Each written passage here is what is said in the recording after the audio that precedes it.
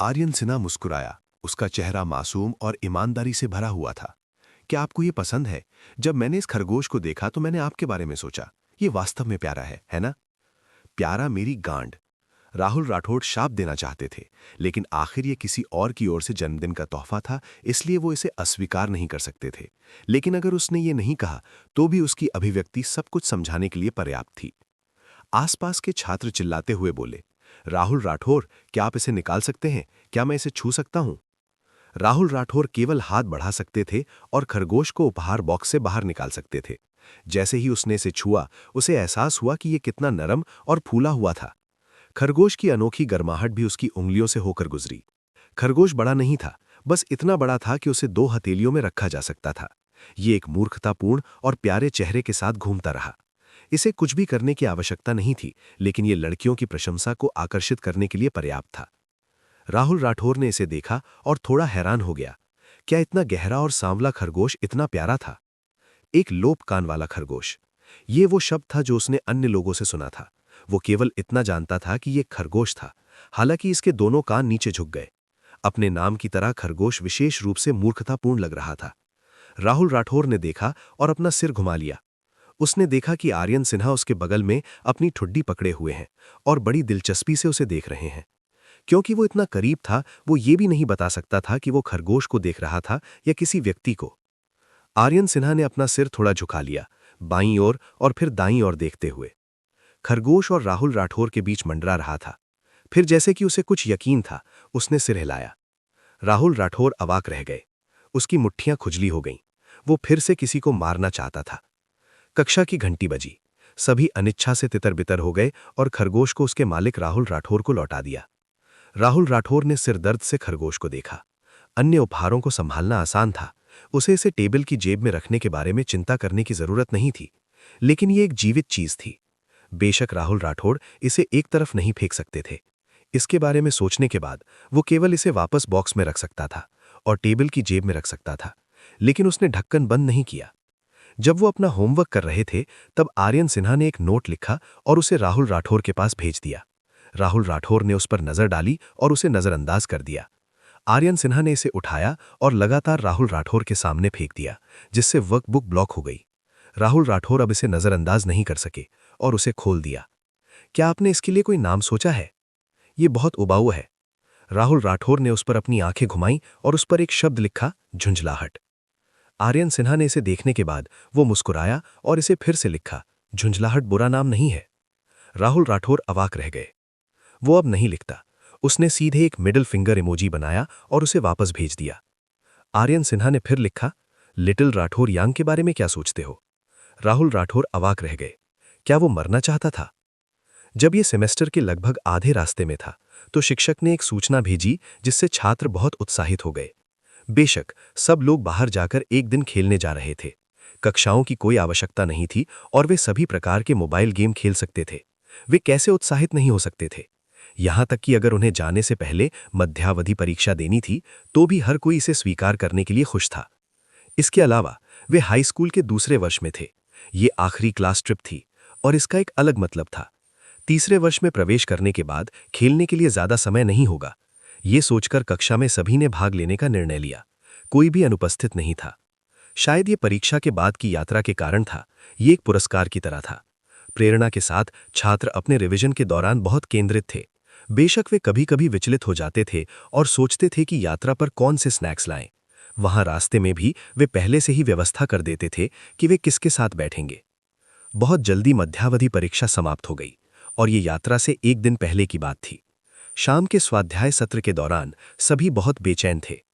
Form शिक्षक प्रस्थान के समय और ध्यान देने योग्य कुछ बातों के बारे में बात कर रहे थे। उन्होंने मंच के नीचे बकबका रहे छात्रों को देखा और मुस्कुराए। अचानक उन्हें कुछ याद आया और मुस्कुराए। क्योंकि आप सभी के पास कोई होमवर्क नहीं है और आज रात खाली है, तो क्यों ना हम कल यात्रा पर लाने के लिए कुछ चीजें खरीदने के लिए सुपरमार्केट जाएं? पूरी कक्षा दंग रह गई। फिर उन्होंने हाथ उठाया और जयकार किया। शिक्षक अद्भुत थे। बेशक ये स्नैक्स थे। बृहस्पतिवार पहले ही था। आज बृहस्पतिवार था और सोमवार को यात्रा के लिए वे जो स्नैक्स लाए थे, उन्हें उनकी लोलुपता ने खा लिया था। बिना स्नैक्स की यात्रा निश्चित रूप से अधूरी थी। फॉर्म शिक्षक पोडियम पर खड़े हो गए और ताली बजाई। ठीक है, चुप हो जाओ, तैयार हो जाओ, हम 5 मिनट में निकल जाएंगे। जब आप नीचे जाते हैं तो बात न करें, अन्य छात्रों को परेशान न करें। छात्रों की आंखें चमक उठीं और वे बहुत उत्साहित थे। उन्होंने हाथ उठाया और कहा, शिक्षक, क्या मैं अपना सामान लेने के लिए छात्रावास में वापस जा सकता हूं? शिक्षक समझ गए। किस लिए? परीक्षा के बाद आप सभी अपने फोन को खेलने के लिए लाए होंगे। जब आप बाहर जाते हैं तो आपको पैसे लाने की जरूरत नहीं है। सब चुपचाप हंसे। जब वे नीचे गए, हालांकि उन्हें बात न करने की याद दिलाई गई, फिर भी वे फुसफुसाने के बिना नहीं रह सके। हे, अन्य कक्षाएं अभी भी कक्षा में हैं, ये बहुत अच्छा है। मुझे अचानक ऐसा लगता है कि हम बहुत धन्य हैं। हाँ है, उनके बगल के छात्रों ने सिर हिलाया। स्कूल से कुछ ही दूरी पर एक सुपरमार्केट था। ये एक बड़े शॉपिंग मॉल से छोटा था, लेकिन ये 3 मंजिला था। छात्रों के लिए घूमना और खरीदारी करना काफी था।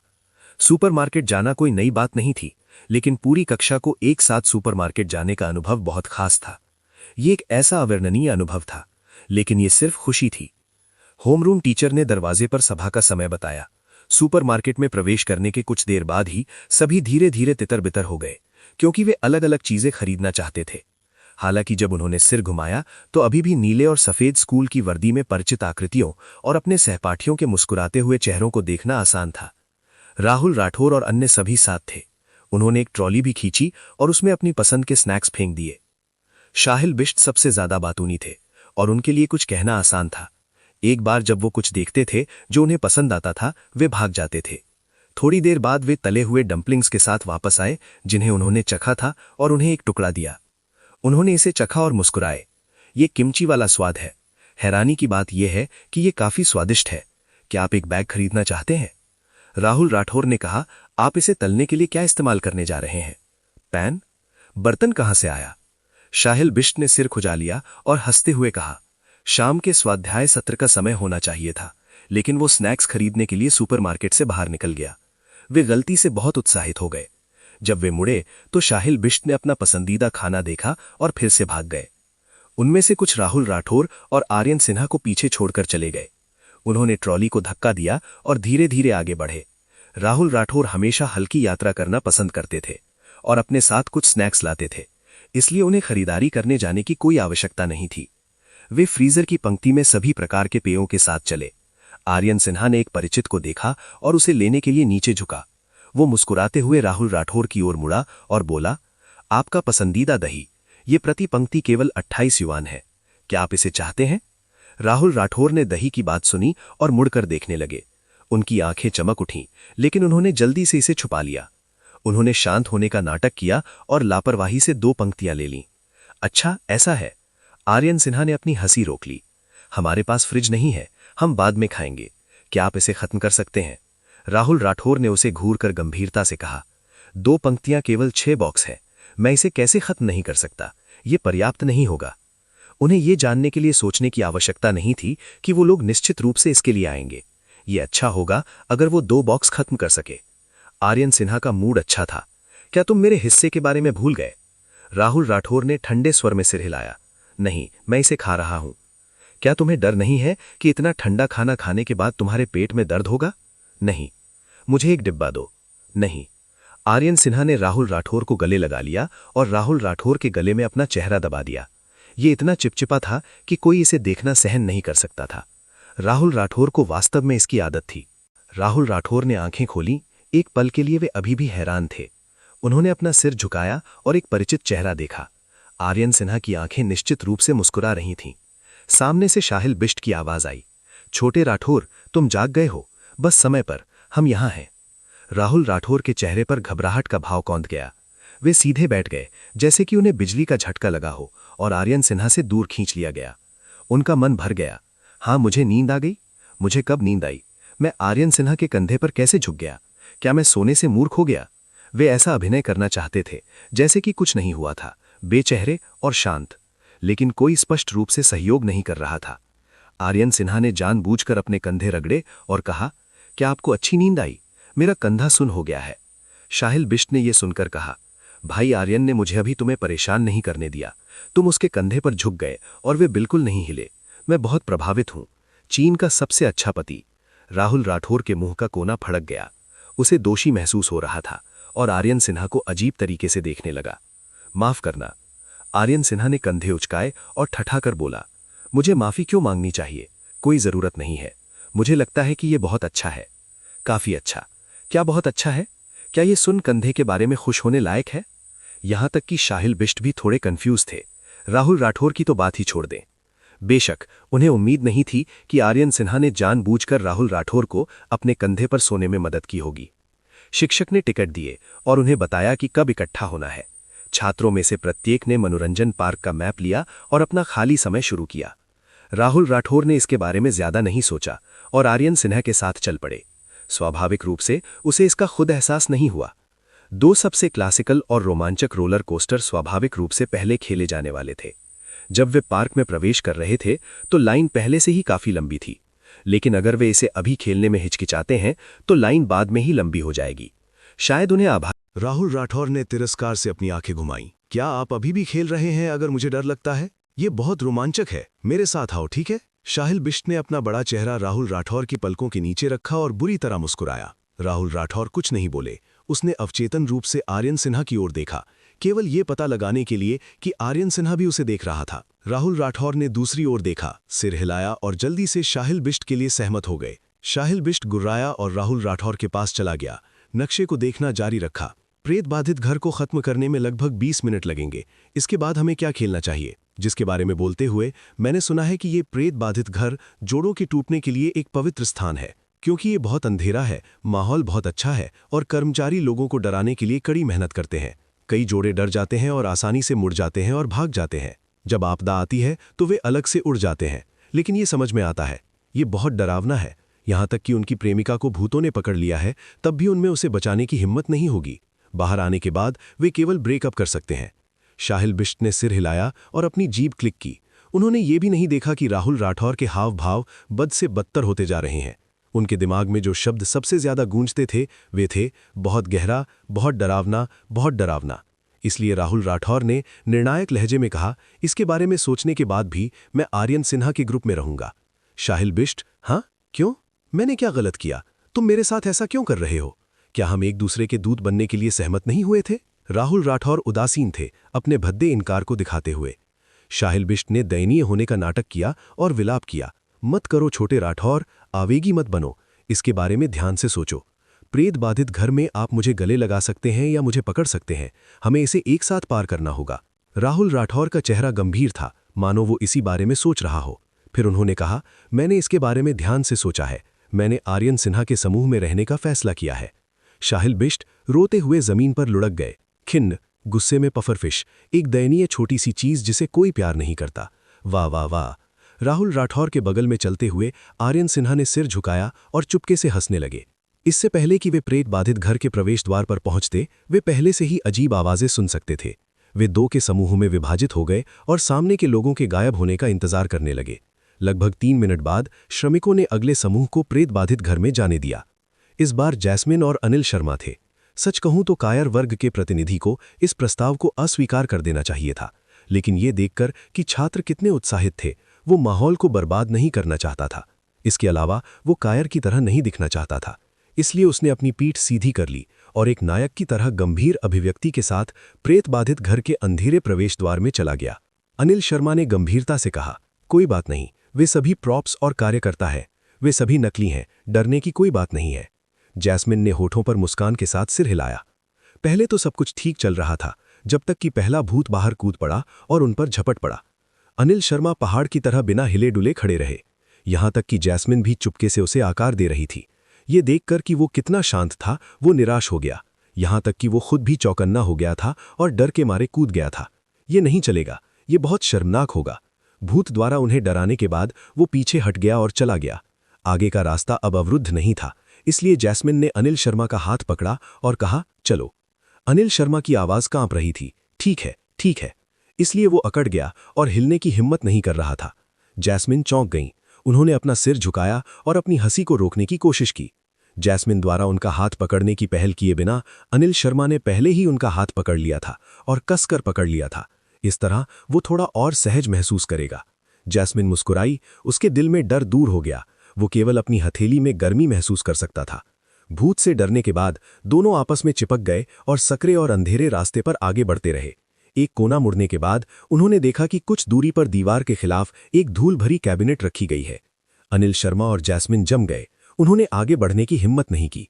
दिनचर्या के अनुसार एक बार 100% समाप्त होने के बाद एक भूत उसमें से रेंगकर बाहर आता। वे कुछ देर डर के मारे वहीं खड़े रहे, लेकिन ऐसा लग रहा था कि भूत ने अपना धैर्य खो दिया है। अंधेरे में चरकने की आवाज आई और अलमारी का दरवाजा अपने आप खुल गया। लाल रंग की पोशाक में एक महिला भूत अंदर से रेंगकर बाहर निकली। उसके लंबे बालों ने उसके चेहरे को ढक लिया था और उसके लंबे अंग थे। मकड़ी की तरह वो उनकी ओर दौड़ी। मम्मी! अनिल शर्मा मदद करने से नहीं बच सके कि उनके रोंगटे खड़े हो गए थे। कांपते हुए उन्होंने कहा, वो मुझे द क्लाउन की याद दिलाती है। जैस्मिन के लिए चुप रहना दुर्लभ था। जैस्मिन पहले से ही काफी भयानक थी, इसलिए उसकी प्रतिष्ठा को और बढ़ाने की जरूरत नहीं थी। यहां तक कि भूत भी उन पर हमला कर रहे थे।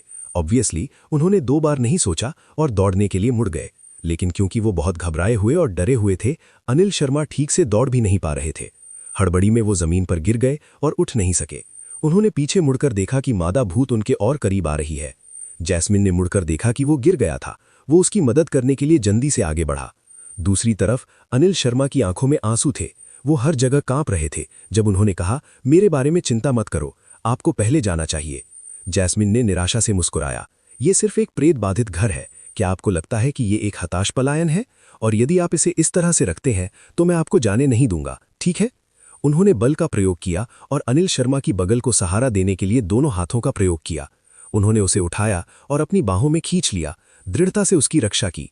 ये देखकर कि मादा भूत उन तक पहुंचने वाली थी और उन्हें खाने के लिए अपना मुंह खोलने वाली थी, अचानक उसने एक रक्त लाल चेहरा प्रकट किया। वो डरावनी मुस्कुराई और चारों ओर मुड़कर किनारे की काली दीवार में गायब हो गई। आसपास ठहाके की गूंज उठी। दीवार में एक तंत्र है ना? अनिल शर्मा ने 2 सेकंड के बाद पूछा। जैस्मिन ने उसकी काली और सफेद आंखों को देखा। वो डरा हुआ था, लेकिन खुद को शांत रखने के लिए मजबूर कर रहा था। वो मदद नहीं कर सका और फिर से हंसना चाहता था, लेकिन निश्चित रूप से वो हंस नहीं सका।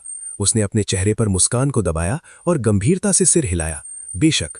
कुछ देर चलने के बाद आखिरकार अनिल शर्मा को अपने कंधों पर पड़े बोझ का एहसास हुआ। उसका चेहरा पीला पड़ गया और उसने अपने बगल में अपने दोस्त की ओर देखा। जैस्मिन, क्या मेरे कंधे पर कुछ है? जैस्मिन थोड़ी हैरान थी। उसने देखा और महसूस किया कि उसे लगा कि उसके कंधे पर हाथ भूत का हाथ था। नहीं, मैं वास्तव में फिर से हंसना चाहता हूं। जैस्मिन ने अपना सिर झुकाया और 2 बार खांसा। नहीं, मैं तुम्हें लिए जा रहा हूं। जब से उन्होंने अनिल शर्मा को खड़ा होने में मदद की, उन्होंने अपना हाथ नहीं छोड़ा था। उसे लगा कि डरपोक छोटा क्लास मॉनिटर हमेशा की तरह शर्मीला होगा, लेकिन उसे उम्मीद नहीं थी। ये सुनकर अनिल शर्मा ने राहत की सांस ली। ये अच्छा है, ये अच्छा है। ये एक अवचेतन वाक्य था, लेकिन इससे जैस्मिन पर उनके विश्वास और निर्भरता का पता चलता है। उन्हें इस तरह की अतरंगता से शर्म नहीं आ रही थी और वो उनकी बाहों में चिपकना और उनके करीब रहना चाहते थे। जैस्मिन मुस्कुराई। उसका दिल शहद की तरह मीठा था। आह, क्लास मॉनिटर, तुम इतने प्यारे कैसे हो सकते हो? अनिल शर्मा को नहीं पता था कि जैस्मिन क्या सोच रही हैं। वो केवल सावधानी से आगे बढ़ने की चिंता करते थे, चारों ओर देखते, इस डर से कि अचानक किसी कोने से कुछ निकल आएगा। प्रेत बाधित घर में घुसने से पहले शाहिल बिष्ट को लगा कि उनके हाथ में ट्रम्प कार्ड है, इसलिए वो निडर थे। लेकिन जब ये वास्तव में शुरू हुआ तो उन्हें एहसास हुआ कि उन्होंने सोचा था कि वो एक राजा है, लेकिन अंत में वो कांसे भी नहीं थे। निर्देशक राजेंद्र भूतों से बहुत डरते थे। अभी तो सिर्फ शुरुआत हुई थी, लेकिन चीफ राजेंद्र पहले से ही आसपास के माहौल से डरे हुए थे। वो ठीक से चल भी नहीं पा रहे थे। इस समय शाहिल बिष्ट भी नर्वस थे और उन्हें ऐसा नहीं लगा कि कुछ गड़बड़ है। वो सूखे रूप से हंसे और खुद को साहस देने के लिए खुद से कहा, वास्तव में ये उतना डरावना नहीं है जितना वे कहते हैं। हाँ। जब उन्होंने पाया कि निर्देशक राजेंद्र ने उन पर ध्यान नहीं दिया तो उन्हें लगा कि उन्होंने निर्देशक राजेंद्र को घसीट लिया और निर्देशक राजेंद्र नाराज हो गए तो उन्होंने तुरंत माफी मांगी। मुझे माफ करें निर्देशक, मुझे कोई साथी नहीं मिला, इसलिए मैंने आपको अंतिम समय में खींच लिया। हम खेलने के तुरंत बाद बाहर जा सकते हैं, इसमें ज्यादा समय नहीं लगेगा। लेकिन उनके आसपास का व्यक्ति अभी भी चुप था और उसने एक शब्द नहीं कहा। बहुत अंधेरा हो चुका था, इसलिए निर्देशक के चेहरे के भाव वे नहीं देख सकते थे। इसलिए उन्होंने अपना फोन उठाया और लाइट जला दी। उन्होंने निर्देशक का पीला और बदसूरत चेहरा देखा। निर्देशक? ओ नहीं, वे वास्तव में गुस्से में थे। शाहिल बिष्ट को लगा कि उन्हें 10,000 शब्दों का पश्चाताप पत्र लिखने की सजा मिलेगी, इसलिए वे निर्देशक का समय बर्बाद न करने के अपने दृढ़ निश्चय को साबित करने के लिए दोषी विवेक के साथ आगे बढ़ते रहे। कोने में एक टूटा हुआ हाथ था, जमीन पर पड़ा हुआ था। पहली नजर में उन्होंने सोचा कि ये आगंतुकों को डराने के लिए सिर्फ एक प्रॉप है। शाहिल बिष्ट को इसकी कोई परवाह नहीं थी। वो सावधानी से इसके चारों ओर चला गया और आगे बढ़ गया, लेकिन उनके पीछे निर्देशक राजेंद्र अपनी आत्मा खो चुके थे और यांत्रिक रूप से आगे बढ़े। अचानक हाथ हिला और उनके टखने को मजबूती से पकड़ लिया। हाय हाँ, भूत भूत! अचानक की चीख से शाहिल बिष्ट चौंक गए और विश्वास न करते हुए अपना सिर घुमाया। ये निर्देशक राजेंद्र की ओर से निकला। निर्देशक, क्या आप भूतों से डरते हैं? शाहिल बिष्ट काफी देर तक स्तब्ध रह गए, इससे पहले कि उन्हें लगा कि उन्हें कुछ करना चाहिए।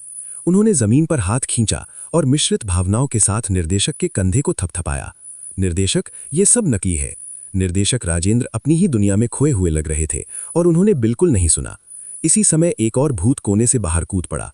वो गंदगी और खून के धब्बों से ढका हुआ था। हर जगह भयानक निशान थे। निर्देशक राजेंद्र इस बार और भी डर गए। उनका पूरा शरीर कांपने लगा और वो जल्दी से पीछे हट गईं। जल्दी में वो फोन को लगातार अपने हाथ में नहीं पकड़ सकीं। रोशनी की किरण दीवार से टकराई और कांपने लगी और फिर जमीन पर गिर गई। भूत बहुत चालाक था। वो 2 कदम आगे बढ़ा और जमीन पर पड़ा फोन उठा लिया। प्रकाश के नीचे उसने एक पीली और भयानक मुस्कान प्रकट की। उसकी आवाज तेज थी और लोगों की खोपड़ी में झंझनाहट होती थी। उन्होंने अपना फोन लहराया और निर्देशक को इसे लेने का इशारा किया, लेकिन निर्देशक की हिम्मत कहाँ थी। आखिरकार भूत एक स्टाफ मेंबर था और लोगों को डराना उसका कर्तव्य था। चूंकि उसने फोन उठाया था, इसलिए निश्चित रूप से उसे डराना होगा और उसे वापस करना होगा। इसलिए वो नीचे झुका और अपने शरीर को एक प्रेत की तरह हिलाया, निर्देशक की ओर तैरता हुआ। मुखिया राजेंद्र ने उत्सुकता से हाथ लहराया। मुझे और नहीं चाहिए, यहां से बाहर निकलो, छोड़ दो। भूत .det.helpless.jpg। कुछ बार कोशिश करने के बाद उसने महसूस किया कि पर्यटक वास्तव में डर गया है। मिस्टर घोस्ट को केवल चुपचाप फोन को जमीन पर रख देना चाहिए, उसे कुछ बार हिलाना चाहिए और प्रेत बाधित घर की बाकी यात्रा वास्तव में कहने की जरूरत नहीं थी। पूरी प्रक्रिया के दौरान चीफ राजेंद्र डर से चिल्लाते रहे। उस खुरदरी आवाज ने पीछे के कुछ भूतों को अपने कानों को ढक लिया और अपने सिर पीछे की ओर झुका लिया। उन्होंने अपने दिल में शिकायत की, क्या आप डरावने हैं या मैं?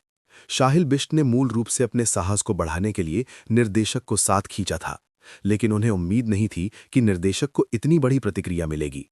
ट्रम्प कार्ड का उल्लेख नहीं करने के लिए उनके चारों ओर होने के साथ शाहिल बिष्ट के डर के मूल 6 अंक 12 अंक तक पहुंच गए। जब लाल रंग की मादा भूत अलमारी से बाहर निकली तो वह इतना डर गया कि वह रो पड़ा। यह प्रेत बाधित घर अपने नाम पर खरा उतरा। प्रवेश करने वाली हर टीम मौत से डर गई थी। राहुल राठौर और आर्यन सिन्हा भी इससे अछूते नहीं थे। यह सिर्फ इतना था कि उन दोनों में गर्व की भावना थी और वे दिखावा करने में बहुत अच्छे थे।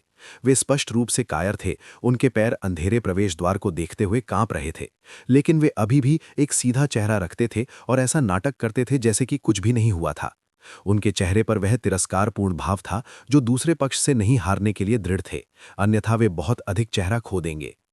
इसी मानसिकता के साथ वे दोनों आत्मविश्वास और निडर होकर अंदर चले गए।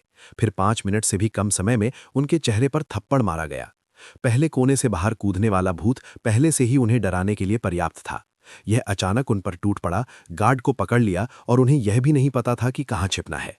राहुल राठौर और आर्यन सिन्हा को एक ही दिशा में दौड़ते हुए बहुत मौन रहना पड़ा। घबराहट में वे एक दूसरे के ऊपर फिसल गए। यहां तक कि उनके पीछे भूत भी उनके द्वारा खटखटाया गया था, जमीन पर गिर गया और एक गेंद में लुढ़क गया। सौभाग्य से स्टाफ सदस्य वह था जिसने बड़ी हवाएं और लहरें देखी थीं। एक पल के लिए स्तब्ध रहने के बाद वह जल्दी से उठा और फिर से एक भयानक मुद्रा में आ गया। आर्यन सिन्हा अभी भी जमीन पर पड़ा हुआ था, समय रहते बच नहीं पा रहा था। वह केवल अवचेतन रूप से अपना हाथ हिला सकता था। दफा हो जाओ, मत आओ। प्रेत बाधित घर से बाहर आकर सभा के समय से पहले अभी भी 2 घंटे थे। किसी ने विशिष्ट नीली इमारत की ओर इशारा किया और सुझाव दिया, स्केटिंग के बारे में कैसा है? सभी ने इसके बारे में सोचा और इसे दिलचस्प पाया, इसलिए उन सभी ने सिर हिला दिया। कुछ लड़कियां चिंतित थीं, लेकिन मैंने पहले कभी स्केटिंग नहीं की। यह ठीक है, मैं तुम्हें ले जाऊंगा। बेशक यह अपनी मर्दाना ताकत दिखाने का एक अच्छा अवसर था। हालांकि तारू मित्तल और करण अलग अलग थे। करण लंबा और मजबूत था, लेकिन उसके भयंकर चेहरे पर कुछ लाचारी दिखाई दे रही थी। उसने अपना सिर खुजलाया और फुसफुसाया, मुझे नहीं पता कि स्केट कैसे करते हैं। तारू मित्तल धीरे से मुस्कुराया और उसका हाथ पकड़ लिया।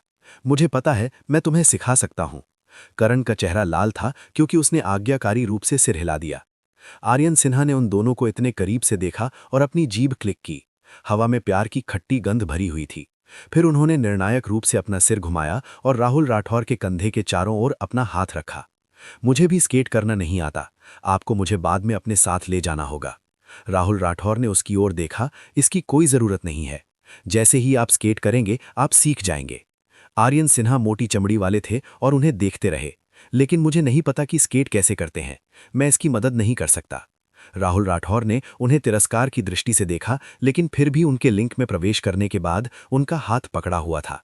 रास्ते में एक बार फिर जब राहुल राठौर ने आश्चर्य की हाँफने की आवाज सुनी तो फिर उनकी कमर कसकर गले लगा ली गई। अचानक गले लगाने से राहुल राठौर अपना संतुलन खो बैठे, लेकिन वह किसी निश्चित व्यक्ति के आलिंगन में मजबूती से बंधे हुए थे। मैं मौत से डर गया था। मैं लगभग गिर ही जाता। हालांकि आर्यन सिन्हा ने कहा कि वह डरे हुए थे, लेकिन उनकी आंखों में एक स्पष्ट मुस्कान थी। राहुल राठौर ने अपने अभ्यास विराम को देखा और जानता था कि यह आदमी न केवल स्कीट करना जानता है, बल्कि वह उससे भी बेहतर हो सकता है। यह सोचकर राहुल राठौर को लगा कि वह फिर से उसे चढ़ा रहा होगा। वह तुरंत क्रोधित हो गया और गुस्से में अपना हाथ घुमाया उसे फेंकना और जल्दी से दूर स्केट करना चाहता था। वह उससे परेशान नहीं हो सकता था। हालांकि आर्यन सिन्हा ने जाने से इनकार कर दिया। राहुल राठौर ने कई बार संघर्ष किया और उनकी बाहों से बाहर भाग गए। आर्यन सिन्हा अत्यधिक स्फूर्ति से कई बार फिसल गए और जल्दी से राहुल राठौर की तरफ पकड़ लिया। यहां तक कि उसने उनका हाथ भी पकड़ लिया। उसका हाथ पकड़ा गया और जलती हुई गर्मी इतनी तेज थी कि उसे नजरअंदाज नहीं किया जा सकता था। एक पल में राहुल राठौर का दिल बेवजह कुछ धड़कन तेज हो गया। उनके पास सोचने का समय नहीं था और उन्होंने आर्यन सिन्हा का हाथ जबरन हिलाते हुए प्रतिक्रिया की। अपनी ताकत को नियंत्रित करने में असमर्थ आर्यन सिन्हा को बल द्वारा पीछे की ओर धकेल दिया गया। यह देखकर कि वह जमीन पर गिरने वाला है, राहुल राठौर के पास सोचने का समय नहीं था। उसने सजग रूप से उसकी कलाई पकड़ ली और उसे वापस खींच लिया। जैसे ही उसने धक्का दिया और खींचा, वह ऐसा लग रहा था जैसे वह वाल्ट्स नृत्य कर रहा हो। राहुल राठौर अवचेतन रूप से घबरा गए और उनके दिल की धड़कन तेज हो गई। जब उसने अपना सिर उठाया और आर्यन सिन्हा की मुस्कुराती आंखें देखीं, तो उसे एहसास हुआ कि उसे फिर से धोखा दिया गया है। इस बार क्रोध के अतिरिक्त वह और भी अधिक बेवजह घबराया हुआ और चिड़चिड़ा महसूस कर रहा था। इसलिए उसका स्वर बहुत खराब हो गया और उसने आर्यन सिन्हा को बदसूरत अभिव्यक्ति के साथ देखा, बिना किसी मजाक के इरादे के। तुम्हें लगता है यह मजाक है? यदि तुम वास्तव में गिर गए और आइस स्केट से घायल हो गए तो क्या तुम अभी भी मुस्कुरा रहे होगे? आर्यन सिन्हा को नहीं लगता कि वह इतना जल्दी गुस्से में आ जाएगा। वह एक पल के लिए स्तब्ध रह गया और फिर कृतज्ञची होकर मुस्कुराया। उसने अपना रवैया नरम किया और उसका हाथ पकड़कर उससे चिपक गया। क्षमा करें, मैं गलत था। उसका लहजा किसी बिगड़े चिपके बच्चे की तरह था। आमतौर पर राहुल राठौर जल्दी से उस बात को नजरअंदाज कर देते थे और हमेशा की तरह खेलते थे, लेकिन आज किसी वजह से उनका चेहरा ठंडा पड़ गया था और वे वास्तव में आर्यन सिन्हा पर ध्यान नहीं देना चाहते थे। राहुल राठौर ने हल्के से कहा, मैं अब स्केटिंग नहीं कर रहा हूं, मैं आराम करने जा रहा हूं। फिर उसने अपने लंबे पैरों से हल्के से धक्का दिया और स्केटिंग रिंग के प्रवेश द्वार की ओर खिसक गया। वह बर्फ से फर्श पर चला गया, आराम क्षेत्र में चला गया और बैठ गया। बेशक आर्यन सिन्हा तुरंत उसके पीछे चिपक गया। आर्यन सिन्हा इस बात से बिल्कुल भी दुखी नहीं थे कि उन्हें अचानक गुस्सा आ गया था। इसके विपरीत वे थोड़ा खुश थे। जब वे खेल रहे थे तो उन्होंने ज्यादा नहीं सोचा, लेकिन जब राहुल राठौर ने धीमी आवाज में उन पर चिल्लाया तो वे जल्दी ही समझ गए कि राहुल राठौर किस बारे में चिंतित थे। सीधे शब्दों में कहा जाए तो राहुल राठौर उनके बारे में चिंतित थे, लेकिन उनका व्यक्तित्व अजीब था और उन्हें यह नहीं पता था कि इसे कैसे व्यक्त किया जाए। तारू मित्तल करण को स्केट करने के लिए ले जा रहा था और हवाई जहाज पर प्यारे छोटे भाई को चिढ़ाने के अलावा उसने वहां की स्थिति पर भी ध्यान दिया। उन्हें रेस्ट एरिया में जाते हुए देखकर आर्यन सिन्हा राहुल राठौर के बगल में बैठ गया, कुछ कह रहा था और धीरे धीरे उसे अनजाने में फिर से हंसने के लिए मना लिया। वह अपना सिर हिलाकर आह भरे बिना नहीं रह सका। ये दोनों वास्तव में क्या है? करण तारू के साथ बर्फ पर रेलिंग के खिलाफ झुका हुआ था। यह देखकर कि वह उस दिशा में देखता रहा, वह अपने होंठ बंद करने से नहीं रुक सका। आप किसे देख रहे हैं? तारू मित्तल ने तुरंत उसके स्वर में नाराजगी सुनी। अपना सिर घुमाकर उसने उसका तनावपूर्ण चेहरा देखा और वह उसे चुटकी लेने के लिए हाथ उठाने से नहीं रुक सकी। मुस्कुराते हुए उसने कहा, तुम्हें देख रहा हूं। करण थोड़ा सा स्तब्ध रह गया और फिर बहुत जल्दी ही उसकी आंखें चमकीले रंगों से रंग गईं, बहुत चमकदार और सुंदर, और उसके कान भी लाल थे। अचानक वह फिर से स्केट करने के अच्छे मूड में था और वह उसका हाथ भी पकड़ सकता था। यह देखकर कि लगभग समय हो चुका है, लोगों का समूह एक के बाद एक अपने जूते बदलने और अपने बैग लेने के लिए बाहर आया, जो मनोरंजन पार्क के प्रवेश द्वार पर इकट्ठा होने के लिए तैयार था। स्केटिंग रिंग के प्रवेश द्वार के बाहर पेड़ के नीचे तारू मित्तल बाहर चला गया। वसंत सैर का दिन शुक्रवार को पड़ा। सभी शिक्षक और छात्र इकट्ठे हुए और बस से वापस स्कूल गए। उसके बाद उन्हें बर्खास्त कर दिया गया और घर चले गए। लेकिन आर्यन सिन्हा ने देखा कि अभी भी जल्दी है और वह इतनी जल्दी राहुल राठौर से अलग नहीं होना चाहता था, इसलिए उसने सुझाव दिया कि वे दोनों घर जाने के बजाय खेलना जारी रखें। राहुल राठौर ने बिना कुछ सोचे मना कर दिया। आर्यन सिन्हा ने अपने होंठ पींच लिए और राहुल राठौर को जाने नहीं देना चाहता था। तो मैं तुम्हारे घर जाऊंगा और एक रात रुकूंगा। राहुल राठौर ने कहा, नहीं। इस बार उसने और भी तेजी से मना किया और उसका लहजा थोड़ा जरूरी था। आर्यन सिन्हा को लगा कि उसके साथ अन्याय हुआ है। क्यों? आंटी ने पहले ही कहा था कि तुम्हारे साथ फिर से खेलने के लिए मेरा स्वागत है। राहुल राठौर ने बाइसिकल को तेज करने की कोशिश की और आर्यन सिन्हा से आगे रहने की कोशिश की। सिर घुमाए बिना उसने ठंडे स्वर में कहा, यह सिर्फ विनम्र है। मैं घर जाकर स्नान करना और सोना चाहता हूं। वह दिन भर खेलते रहे हैं, क्या आप थके नहीं हैं? बस स्केटिंग और उसके जूते उसके पैरों को चोट पहुंचाने के लिए काफी कठिन थे। दिन भर के लिए मोबाइल गेम खेलने और प्रेत बाधित घर में जाने का उल्लेख नहीं करना, यह कारण राहुल राठौर ने दिया था। लेकिन इससे भी महत्वपूर्ण बात यह थी कि वह आर्यन सिन्हा को अपने घर नहीं बुलाना चाहते थे। आर्यन सिन्हा बहुत अनिच्छुक थे, दयनीय दृष्टि से उसे देखने लगे, लेकिन जब बिगड़े और शर्मीले अभिनय करने की बात आती है तो उनकी हमेशा अपनी सीमाएं होती हैं। राहुल राठौर के दृढ़ रवैये को देखकर उन्होंने अब उसे तंग नहीं किया। बस उसने अपनी काली और पानी भरी आंखों से देखा, जिससे राहुल राठौर को एहसास हुआ कि वह कितना दयनीय है। राहुल राठौर के रात के खाने के लिए घर जाने के बाद उन्होंने वास्तव में स्नान किया। शावर के बाद वह पहले से बेहतर महसूस कर रहे थे। वह बिस्तर के किनारे पर बैठ गए और लापरवाही से अपने गीले बालों को सुखा लिया। पानी की बूंदें उनके बालों के सिरों से नीचे और उनकी गर्दन पर टपक रही थीं। आमतौर पर इस समय वह अपना फोन उठाते और गेम खेलते जब उनके बाल आधे सूख जाते, लेकिन आज का दिन दुर्लभ था और उन्हें ज्यादा दिलचस्पी नहीं थी। राहुल राठौर आलस्य से बैठे रहे। उन्होंने अपनी पीठ सीधी नहीं की, लेकिन उसे थोड़ा झुकने दिया। उनका सिर स्वाभाविक रूप से नीचे था और प्रकाश के नीचे उनकी पलकों ने दो धुंधली छायाएं डाली, जैसे कि वह कुछ सोच रहे हों।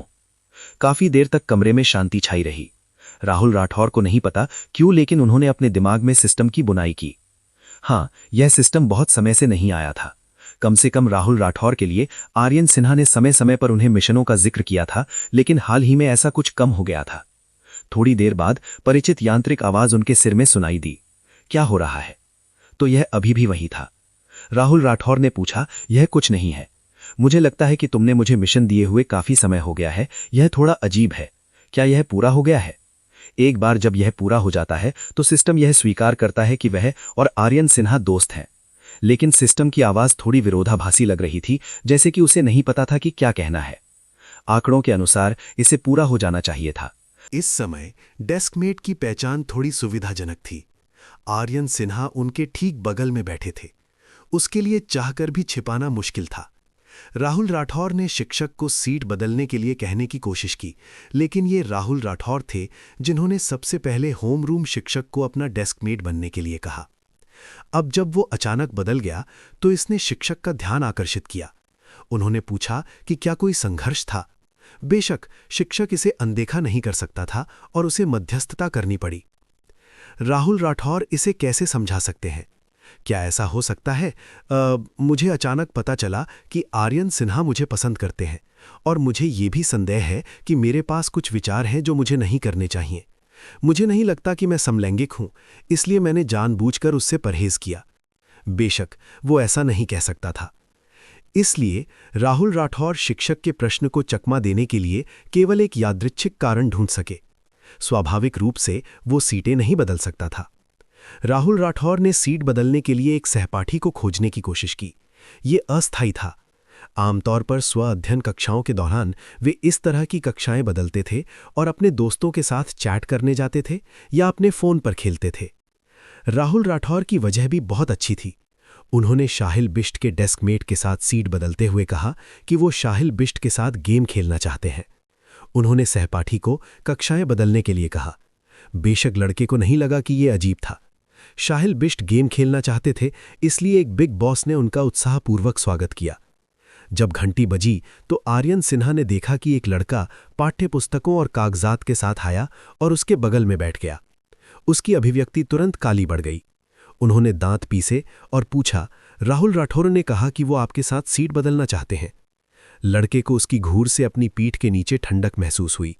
हाँ। आर्यन सिन्हा के हाव भाव और भी गहरे रंग में पड़ गए। लड़के को आर्यन सिन्हा की अतीत में लड़ने के लिए बुरी प्रतिष्ठा याद आ गई। एक अच्छे छात्र के रूप में जो अपनी पढ़ाई पर केंद्रित कर रहा था, वो अचानक बाहर निकल आया। हालांकि आर्यन सिन्हा गुस्से में था, लेकिन वो अपना गुस्सा दूसरों पर नहीं निकालता था।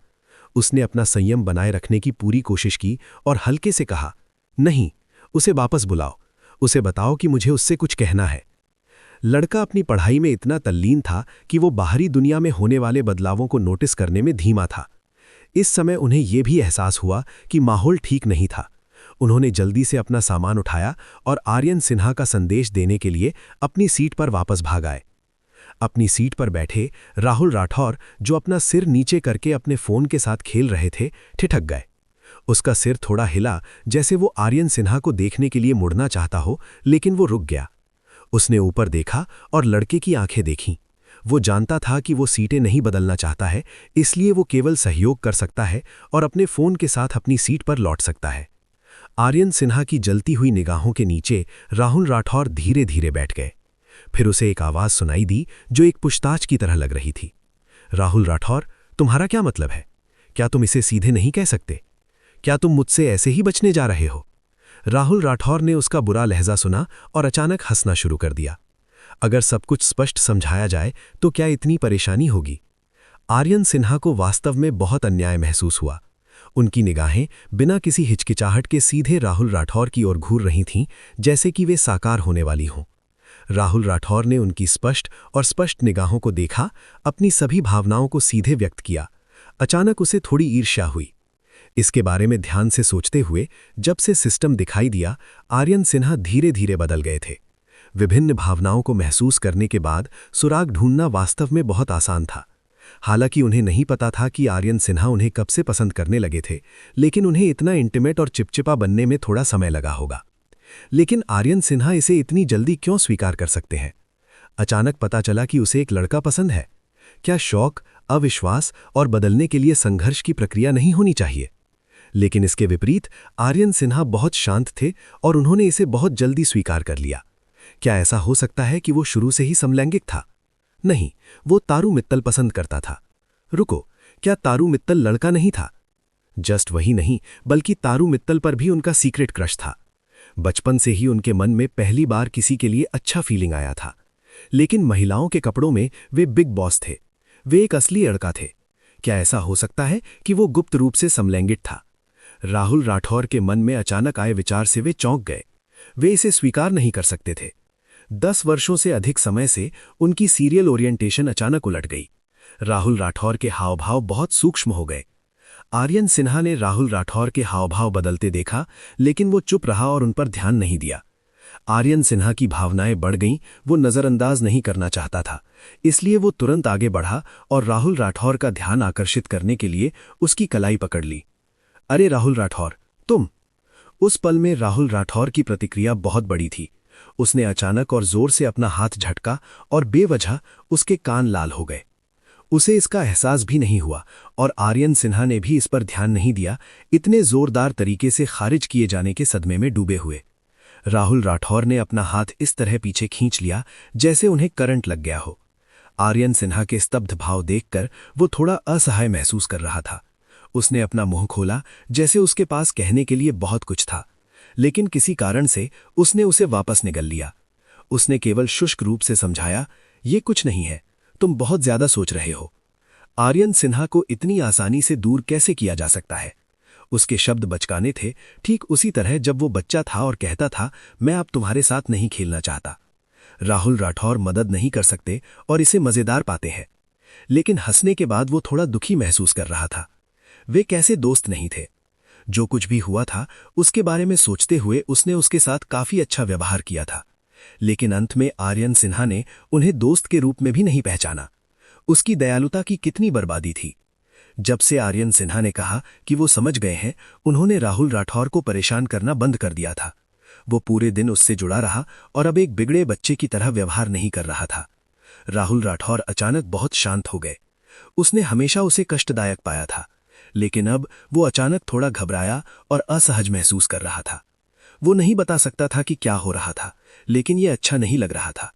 कक्षा के दौरान कभी कभी उनकी नज़र आर्यन सिन्हा की तरफ जाती थी, फिर खोजे जाने के डर से वो दोषी होकर पीछे मुड़कर देखता, उसकी आंखें इधर उधर घूमती थीं। घंटी बजी। थोड़ी देर बाद आर्यन सिन्हा खड़े हो गए और उसमें पानी भरने के लिए एक कप पकड़ा।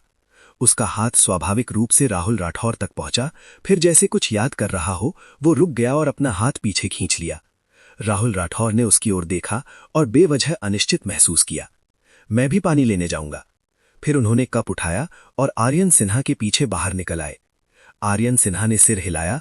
उनकी प्रतिक्रिया शांत थी और ऐसा लग रहा था कि उन्होंने ओह के साथ जवाब दिया। वे दोनों गलियारे में कंधे से कंधा मिलाकर चले। आमतौर पर अगर ऐसा होता तो वे लड़ना शुरू कर देते। अब ये इतना शांत क्यों था? माहौल बहुत अजीब था। राहुल राठौर को बहुत अजबटा लगा और वो चुप्पी तोड़ने के लिए कुछ कहना चाहते थे। उदाहरण के लिए, आज का मौसम अच्छा है, बादल बिल्कुल नहीं है। आप दोपहर के भोजन के लिए क्या खाना चाहते हैं? बहुत अजीब। आर्यन सिन्हा बहुत लापरवाह थे और मूल रूप से उन्होंने कोई जवाब नहीं दिया। वे पानी के डिस्पेंसर के पास गए और उसे चालू कर दिया। अचानक आर्यन सिन्हा ने राहुल राठौर की अटपटी बातचीत को बाधित कर दिया। आपको ऐसा करने की जरूरत नहीं है। आपको पता होना चाहिए कि मेरा कैसा महसूस करता है। मैं आपका दोस्त नहीं बनना चाहता। राहुल राठौर अचानक अवाक रह गए, लेकिन आर्यन सिन्हा ने सीधे उनकी ओर देखा। उसकी आंखें गहरी और चमकदार थीं और वो अपनी निगाहों से बिल्कुल नहीं बचता था। वो धीरे धीरे और गंभीरता से बोलता रहा।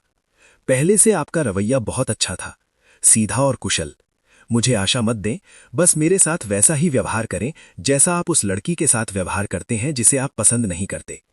इतना कहकर वो स्थिर खड़ा रहा और राहुल राठौर की ओर इस तरह देखने लगा जैसे किसी चीज का इंतजार कर रहा हो।